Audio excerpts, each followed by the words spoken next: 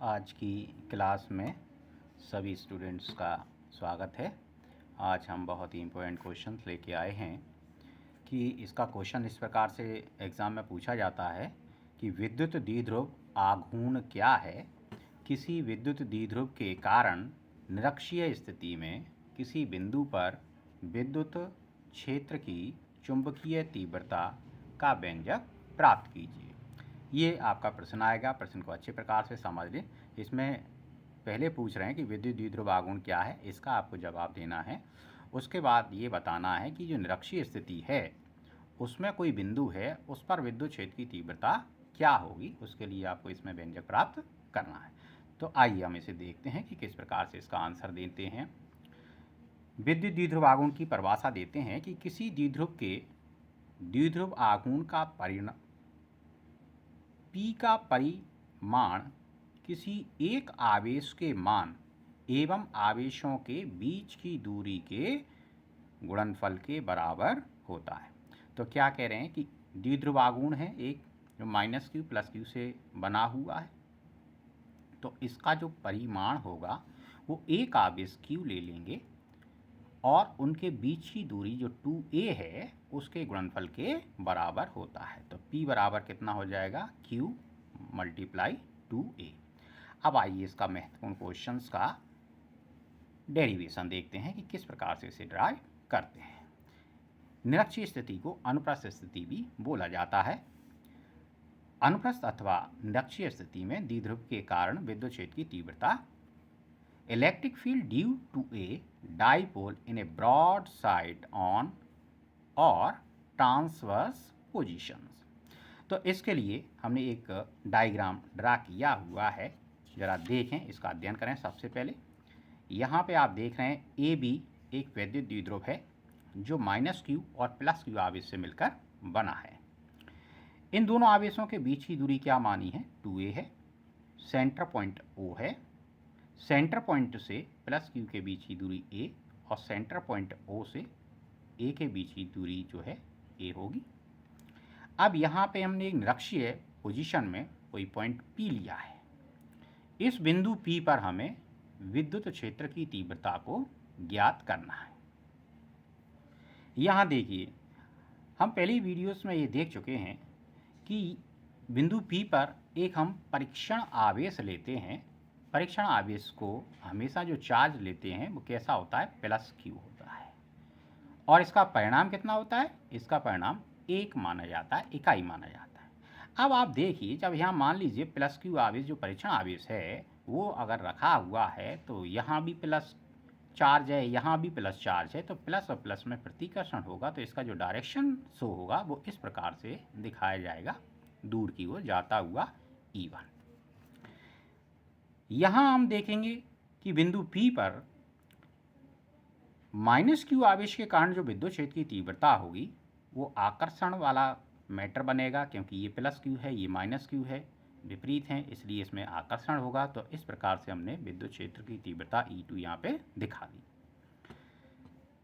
इसकी परिणामी तीव्रता ज्ञात करने के लिए क्या किया है कि हमने विद्युत क्षेत्र की तीव्रता जो E1 है उसको 2 घटकों में बांट दिया, एक लंबवत घटक और एक क्षैतिज घटक। लंबवत घटक हमने लिख दिया E1y और क्षैतिज घटक लिख दिया E1x, क्योंकि ये x दिशा में है, ये y दिशा में। यहाँ मैं आपको एक बात और क्लियर कर दूं कि E1x का जो मान होता है वो E1 cos थीटा होता है और ये एंगल वास्तव में यहाँ थीटा होता है। तो ये यहाँ जो हो जाएगा वो E1 cos थीटा होता है और E1y जो है वो E1 sin थीटा हो जाएगा।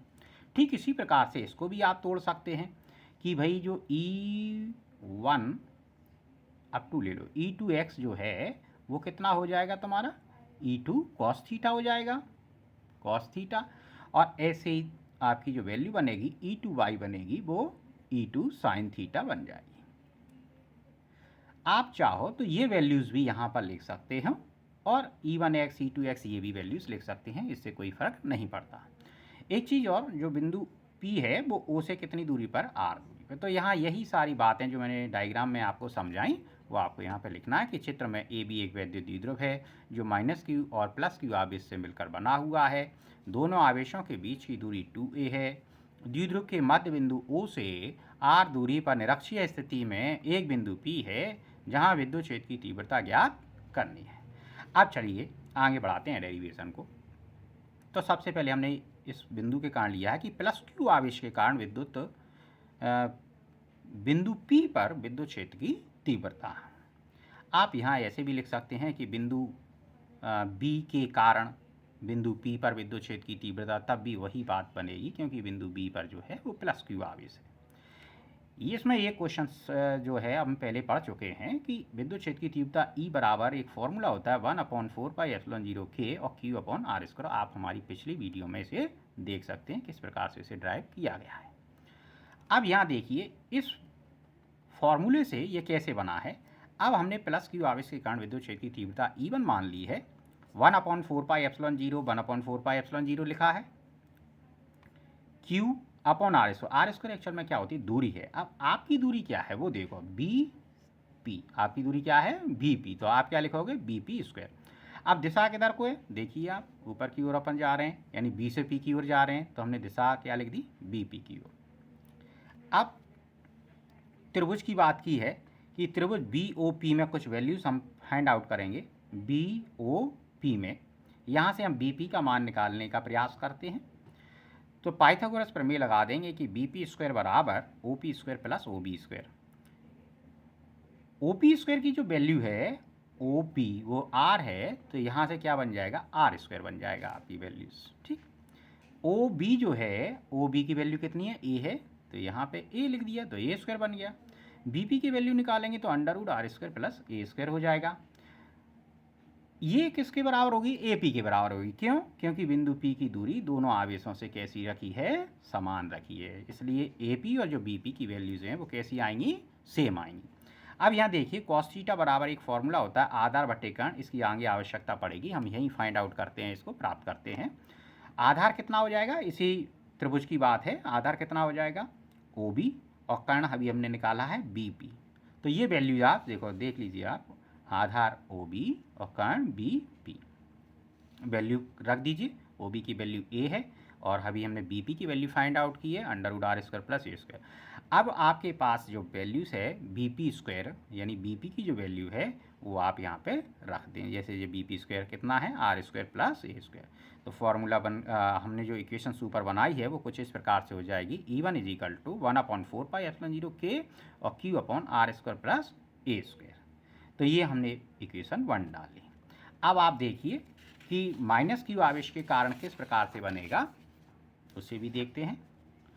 तो -q आवेश के कारण बिंदु P पर विद्युत क्षेत्र की तीव्रता, यहाँ E2 बराबर मान लेते हैं 1/4πε0K और Q/AP²। तो यहाँ आप देख रहे हैं दिशा जो है वो किधर है, PA की ओर है। तो देखिए हमने दिशा कैसी ली है, PA में। ठीक।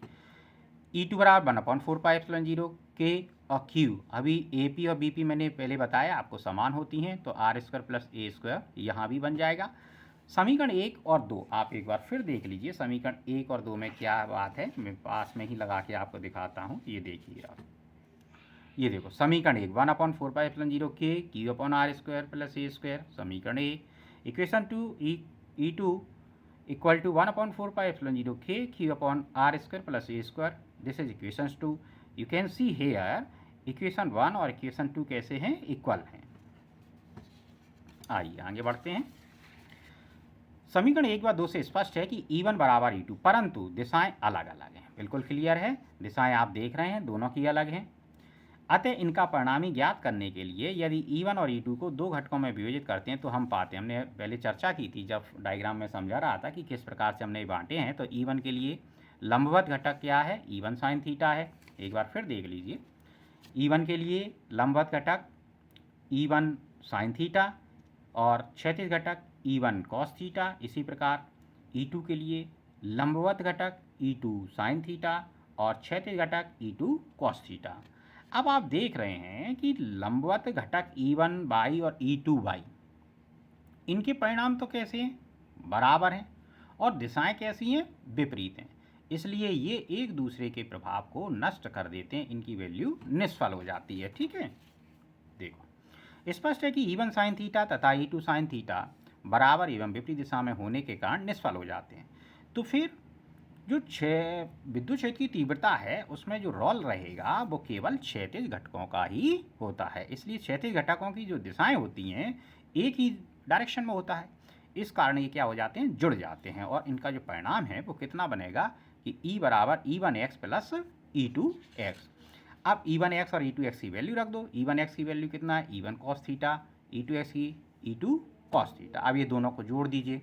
E1 E2 की जगह भी हमने E1 रख दिया, तो E1 cos थीटा कितना हो गया, 2E1 cos थीटा। अब जो हमने पहले वैल्यूज निकाली थी वो यहाँ पे रखे देते हैं, तो 2 1/4πε0 E1 की वैल्यू रख रहे हैं समीकरण 1 से, Q और कोष्टक में R² plus A² into cos theta, जो मैंने बोला था कॉस थीटा की आवश्यकता पड़ेगी, तो यहाँ पड़ती है A/R² प्लस A²।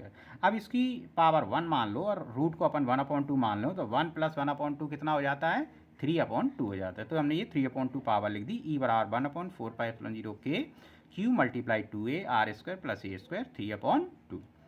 चूँकि द्विध्रुव आघूर्ण का फार्मूला क्या होता है, P equal to Q into 2A, तो Q इंटू 2A ये पूरी वैल्यूज़ है, इसकी जगह पे आप क्या कर सकते हैं, P लिख देंगे। तो P लिखेंगे तो हमारे पास क्या वैल्यूज़ आएगी कि E बराबर 1/4πε0 के P/R² प्लस A² की पावर 3/2।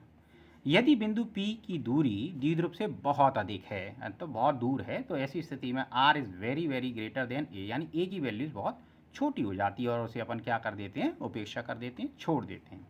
तो E बराबर कितना बनेगा, 1/4πε0 के P/R² इंटू 3/2। देखो ये हट गया R² और 3/2, तो 2 से 2 कैंसिल हो जाएगा, ये कैंसिल हो गया, तो E इक्वल टू कितना आ गया, 1/4πε0 के P/R³। अब हम दिशा की बात करें तो इसकी दिशा द्विध्रुव की अक्ष के समांतर धन आवेश से ऋण आवेश की ओर होगी। अब वायु निर्वात के लिए K की वैल्यू क्या हो जाती है, 1 हो जाती है, तो आप यहाँ 1 रख दीजिए। तो E बराबर 1/4πε0 P/R³। यूनिट जरूर लिखें, न्यूटन अपॉन कूलम। एक बड़ी छोटी सी बात यहाँ आई है, इसे आप देख लें। एक अति लघु विद्युत द्विध्रुव के कारण अक्षीय स्थिति में विद्युत क्षेत्र की तीव्रता उतनी ही दूरी पर निरक्षीय स्थिति में विद्युत क्षेत्र की तीव्रता से दोगुनी होती है। तो आपने अक्षीय स्थिति का फॉर्मूला अगर देखा होगा तो यहाँ 2 लग के आएगा, E बराबर 1/4πε0 2P/R³, तो वो दुगनी होती है अक्षीय स्थिति में निरक्षीय स्थिति की तुलना में। तो आज के वीडियो यही हम समाप्त करते हैं। बहुत बहुत धन्यवाद।